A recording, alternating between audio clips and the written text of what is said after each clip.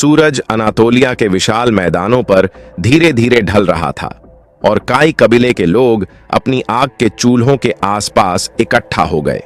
एरतुरुल बे, जो कि कबीले के निश्चित और साहसी नेता थे, अपने सबसे करीबी साथियों तुर्गुत, बामसी और डोगान के साथ बैठकर बातें कर रहे थे।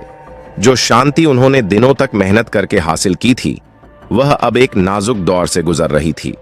सेल्जुक सुल्तान का खौफ और बाइजेंटाइन एम्पायर का बढ़ता हुआ दावा उनके आसपास था और हर एक पल में यह एहसास हो रहा था कि कुछ बड़ा होने वाला है।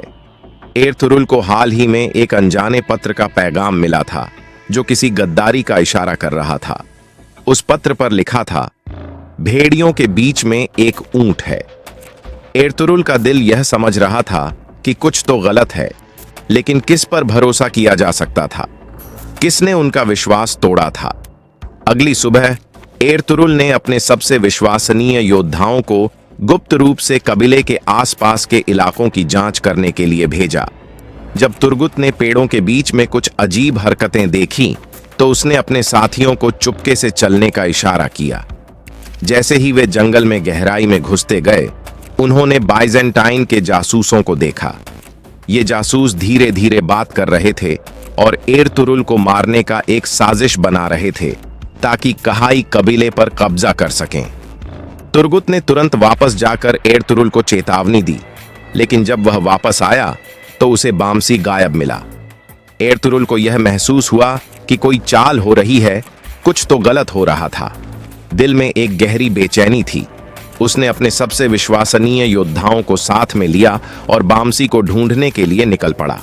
लेकिन जैसे ही वे जंगल में घुसे, वहां की खामोशी कुछ अजीब सी लगने लगी। ऐसा लग रहा था कि कोई उन्हें देख रहा हो, उनका पीछा कर रहा हो। और फिर अचानक उन्हें एक जानलेवा हमला सामना करना पड़ा।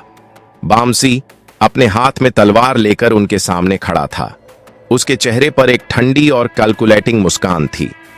कभी भी कबीले के प्रति वफादारी नहीं थी, बामसी ने कहा। उसकी आंखों में एक छुपी हुई घृणा थी। मैं बाइजेंटाइन के साथ काम कर रहा हूं, मेरे अपने इरादे हैं। यह गद्दारी सच में अविश्वसनीय थी। बामसी, जो कभी एरतुरुल का अपना भाई था, अब अपने दुश्मनों के साथ मिल गया था। लेकिन अब और भी कुछ था। जब एरतुरुल ने बामसी से भिड़कर उसका सामना किया, तब उसने एक हिला देने वाली सच्चाई का पता लगाया। जो पत्र उसने गद्दारी की चेतावनी दी थी, वह भी बामसी ने भेजा था, पर एक उल्टे खेल में, ताकि एरतुरुल का विश्वास का परीक्षण किया जा सके। एरतुरुल ने अपने दिल पर भारी बोझ रखते हुए अपनी आंखों में गम और दर्द के साथ बामसी से पूछा, तुम मेरा भाई थे, मेरे साथ तुमने ऐसा क्यों किया? बामसी की मुस्कान थोड़ी देर के लिए कम हो गई, लेकिन उसका इरादा बदला नहीं। शक्ति, यह वही चीज है जो सिर्फ सबसे मजबूत ही छुपा के रख सकते हैं। तुम समझ नहीं पाए। आखिरकार एरतुरुल को अपनी जिंदगी का सबसे कठिन फैसला लेना पड़ा। उसे अपनी तलवार उठानी पड़ी, अपने भाई का सामना करते हुए इस जंग को खत्म करने के लिए। दिल में एक गहरी दर्द था, लेकिन उसके साथ एक कठोर विश्वास भी था कि कबीले की सुरक्षा के लिए यह कदम जरूरी था। यह एक ऐसा गद्दारी था जो कभी भी उसने सोचा नहीं था, लेकिन उसने यह जाना कि कबीले की सुरक्षा उसे जिंदगी से ज्यादा प्यारी थी।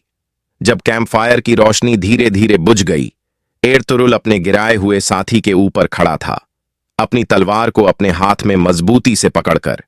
उसने सच में जो चेतावनी मिली थी, वह सही थी। भेड़ियों के बीच में सच में एक ऊंट था, लेकिन यह सिर्फ एक दुश्मन नहीं था जो उसने धोखा दिया था। यह एक भाई था, एक दोस्त था, जो कबीले को सुरक्षित रखने का कसम खाता था। एरतुरुल समझ गया कि इस दुनिया में गद्दारी अक्सर वफादारी के चेहरे पर छुपी होती है, और जो रास्ता उन्होंने चुना था, वह अब तक से कहीं अधिक कठिन होने वाला था। लेकिन जब तक उसके पास अपने योद्धा साथी हैं, जंग चलती रहेगी। काई कबीले को जीना होगा और दुनिया के भेड़ियों को यह सीखना होगा कि एक जुड़ा हुआ लोग कभी भी उनके भरोसे के काबिल नहीं होते।